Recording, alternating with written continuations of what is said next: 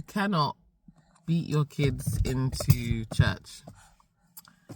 First things first, have a relationship with your kids. So you speak to them, they speak to you, you know what's going on in their lives, you have regular conversation, and then be the Jesus at home. Portray Jesus Christ in your house, the Jesus Christ that you want them to serve. Be that example.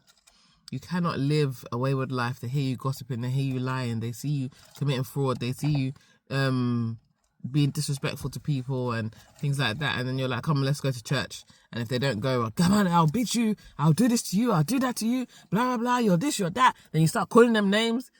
So you're not modeling Jesus Christ to them. Why should they go to church?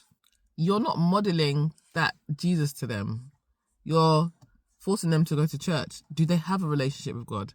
That's the first thing you should find out. If they don't have a relationship with God, what do you need to do to kind of help them with their relationship with God, to help them to know God? Because if you didn't put in the work when they were little, and it's not just about taking them to church, if you didn't have conversations with them about God, if you didn't study the Bible with them, you didn't pray with them, and all those kind of things when they were younger, you can't expect when they're older to immediately jump on going to church. You have to build that relationship with them. This is not to say that if you've done all of that when they're younger, that they might not go their own way when they're older, because the devil's a liar. A lot of the cases that I've heard of, that's not been the case.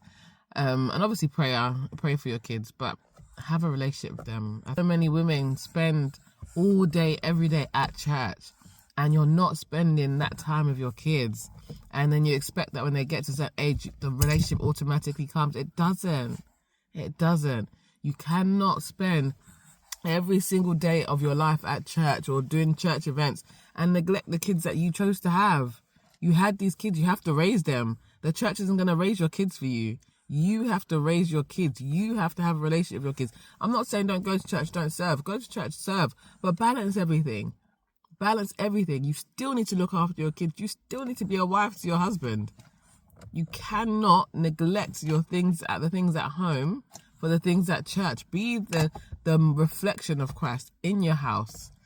I keep saying this, but it's so important to have a relationship with those children, because they will only model either what they see or what they hear. You cannot expect that you neglect that area of mothering and to reap automatically an amazing relationship just because they've reached a certain age. Because the children and the teenagers and stuff, they're the next generation.